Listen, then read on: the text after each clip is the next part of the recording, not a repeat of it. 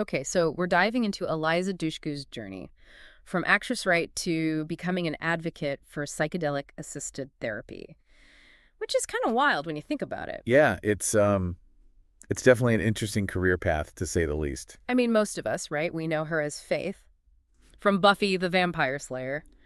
You know, tough as nails. Not exactly the first thing that comes to mind when you think about, like, someone advocating for this kind of therapy. It is. It's not the typical background, you're right. But she's been really open about her struggles with trauma and how traditional therapy just it wasn't really cutting it for her. And that's what led her to Yeah, it psychedelics. was kind of the turning point, yeah. It Mhm. wasn't just a, passing interest for her either. She really went all in. So tell me more about that. Well, she talks about this one session in particular, combining MDMA. And that, That's the chemical name, 3-Freedom-4-methylene-deoxymethamphetamine. yeah, most people know it as ecstasy. Right, but we're talking about a controlled setting here, Right. pharmaceutical grade, used alongside psilocybin, the psychoactive compound in magic mushrooms. Okay, so she's combining these two, and this is all happening under medical supervision. Of course. Yeah. This isn't recreational. Mhm. And during this session, she describes this feeling of, I don't know, like a rebirth. Like this weight was just lifted off of her. And this wave of calm just washed over her. It replaced what she had described as this kind of, this just like darkness and terror that she had been carrying around. Wow. And that's powerful, right? Even if it's just one person's experience, it kind of speaks to the potential there Hmm. of these substances in the right setting. So let's talk about that. What exactly is psychedelic-assisted therapy then? I mean, it's one thing to hear about these intense experiences, but I have to imagine it's a lot different than just like, taking psychedelics on your own. Oh, absolutely. Night and day. Huge difference.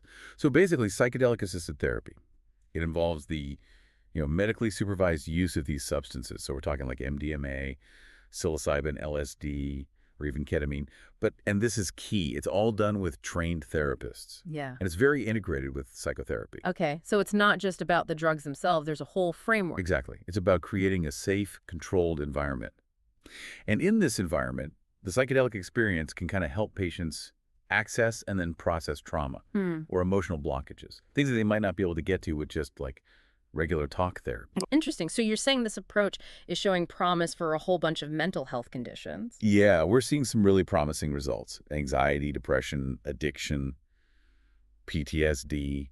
There's a growing body of research that suggests that psychedelic-assisted therapy, well, it could be a game changer for people who just haven't found lasting relief through the usual channels.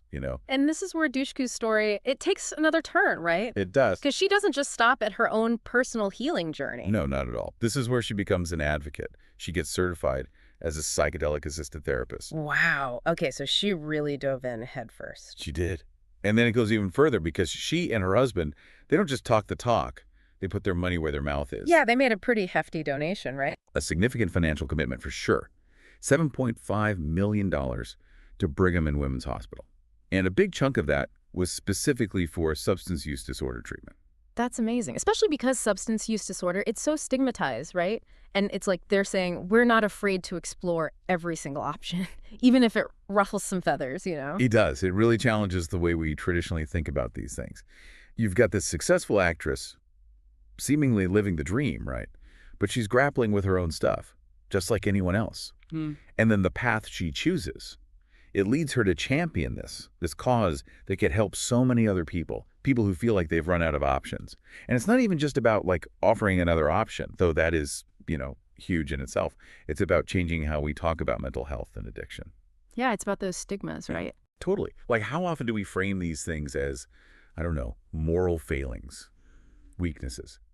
And Dushku's whole approach, this whole movement towards psychedelic-assisted therapy, it's like it reframes the whole thing. It says, hey, these are health issues, often tied to trauma, and they deserve effective treatment, compassionate treatment. It's like she's holding up a mirror to, like, our healthcare system, Yeah. to our culture even, saying we need to do better. It is. It's a bold move. And what's interesting is how, I don't know, how her background plays into it. Right. You've got this Hollywood actress who, on the surface, she's got the success, the glamour, but she's using that platform to challenge these deep societal norms. Yeah, she could be taking the easy way out, that's for sure. So when we talk about her advocating for this, what does that actually look like, practically speaking?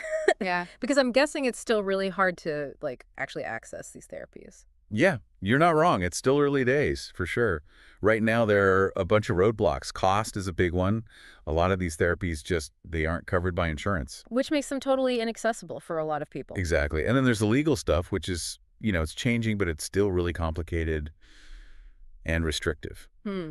in a lot of places, Hmm. which is something else Dushku and her husband are trying to change, actually. So it's more than just research. It's about changing policy, All right. raising awareness, like a whole shift in how we approach this. 100%. And that's what's so interesting about Dushku, right? She's not just throwing money at the problem. She's using her own story, her platform, to push for actual change. That takes guts, don't you think, to be that vulnerable and to risk the backlash when you're challenging beliefs that people like really hold on to. Yeah, there's definitely a fearlessness there, especially when you consider, the history of psychedelics, Yeah. how they've been portrayed.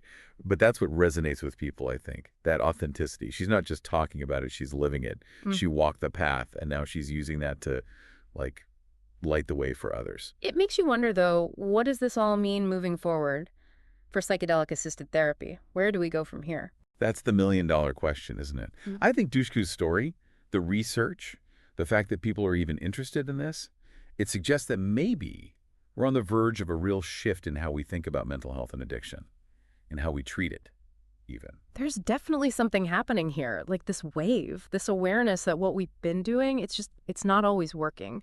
And we need to be open to new things. And it's not just, happening in like labs or therapists' offices, right? It feels like psychedelics are having this like cultural moment. Yeah, totally. Pop culture is definitely playing a part. You see it everywhere. Documentaries, podcasts, TV shows. It's like a complete 180 from how these things were portrayed even a few decades ago. It's true. Like we're watching it happen in real time, this Yeah. destigmatization. People are actually talking about it openly now. And that's got to make it easier for others to, to seek out information, maybe explore it for themselves. Yeah, and you can't ignore the impact of someone like Dushku. She's not just, a famous face. She's living proof that these therapies can actually work, that they can be transformative even. And she's using that to get people to listen to a message that maybe would have been heard before. It really makes you think, if someone like her, right, with all the resources in the world, if she found something in this, in this unexpected place, what does that say about how we're preaching mental health right now? Like maybe what we're doing isn't always cutting it. It definitely makes you rethink things. Yeah. Right? Makes you wonder if we're missing something. And maybe we need to be more open to these new possibilities, even if these seem strange at first. So for someone listening to this right now who's maybe, I don't know, intrigued by all this, hopeful even, but they have no idea where to start, what would you tell them? Well, first I'd say, don't just jump in blindly. Learn about it. There's tons of information out there about psychedelic-assisted therapy, like what substances they use, the risks, the benefits, what the research actually says. MAPS is a good place to start. That's the Multidisciplinary Association for Psychedelic Studies. And it's important to remember that this isn't like a magic cure, right? Right. It's Yeah. not a quick fix. It's about dealing with, deep-seated issues. And that takes time and the right support. Exactly. It's a process. It is. Talk to your doctor, a therapist, a professional. They can tell if this is even right for you. Point you to, it's like legit resources. Make sure you're going into this with a clear head, knowing what to expect. As we wrap up our deep dive here on Eliza Dushku and psychedelic-assisted therapy, there's this one thing that keeps sticking with me. It's that healing. It can look like a lot of different things, and it often pops up in the most unexpected places. So stay curious, right? Question what you think you know. And be open to trying new things, because you never know what might lead you to, to a better place, a place of healing and understanding and well-being.